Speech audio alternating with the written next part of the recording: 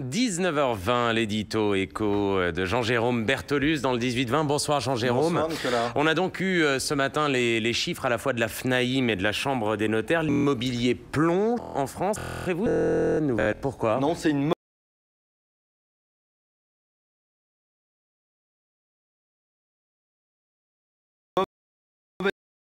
nouvelle. D'abord parce que c'est pratiquement un crash de l'immobilier et en matière économique, c'est très mauvais. D'abord, les chiffres. Si vous le voulez bien, Nicolas, je cite les notaires qui ne sont pas des partisans de l'apocalypse. La mer, la montagne, la campagne, la ville, la périphérie, le neuf, l'ancien, tout l'immobilier est touché. Regardez, on va s'intéresser d'abord aux chutes des transactions.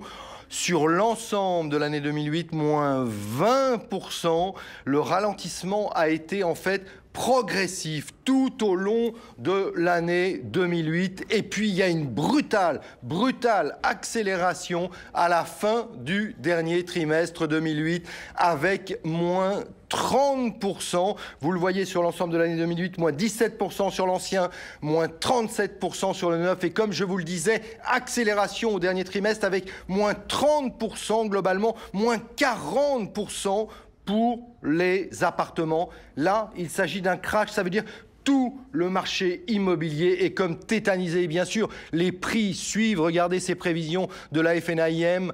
Moins 10% sur le premier trimestre 2009, moins 11,2% pour les maisons, moins 8,4% pour les appartements. Et les régions qui avaient le plus monté s'effondrent. L'Île-de-France, moins 11,2%, le Sud-Est, moins 13,3%. Le Nord, par exemple, qu'on ne voit pas là, est beaucoup moins touché parce que, bien sûr, il avait beaucoup moins monté. Les notaires estiment que la baisse va atteindre plus de 10%, voire 20% pour les maisons et les terrains à bâtir cette année. On a connu dans les années 2000, Jean-Jérôme, une hausse continue des prix de l'immobilier. Est-ce que cette baisse, c'est pas tout simplement une bulle qui explose et le retour à la réalité? C'est effectivement une bulle qui explose. Mais Nicolas, en économie, on sait toujours quand une crise démarre, et on le voit bien avec la crise économique générale, on ne sait jamais quand elle s'arrête. Et ce qui est très intéressant, c'est que tous les professionnels de l'immobilier, et on en a reçu pas mal sur iTélé l'année dernière, vous disaient « Oh, il va y avoir effectivement une simple correction, un atterrissage ».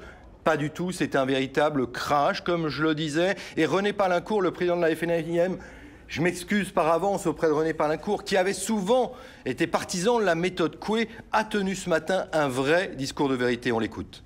Aujourd'hui, on est à peu près à 11 à 12% en dessous. C'est donc une correction et non pas un effondrement. Alors, voilà. Donc, je ne suis pas sûr que c'était René Palincourt, mais peu importe. Je suis sûr que non, moi. Oui, voilà. En fait, René Palincourt estime que le marché s'est durablement installé dans la baisse. Pourquoi? Parce qu'en fait, il ne s'agit plus des banques qui coupent les crédits. Il ne s'agit plus éventuellement des acheteurs qui attendent ou, en quelque sorte, des propriétaires qui seraient un peu frileux pour vendre.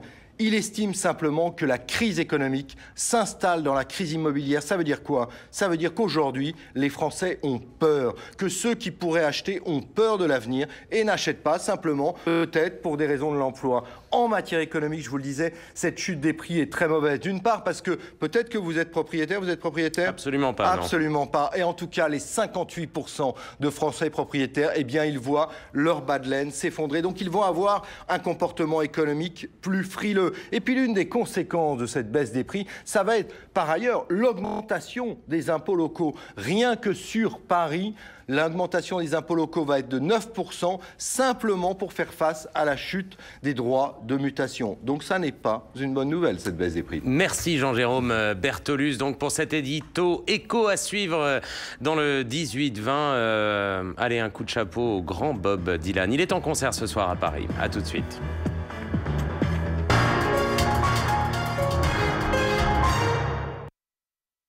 L'actualité économique avec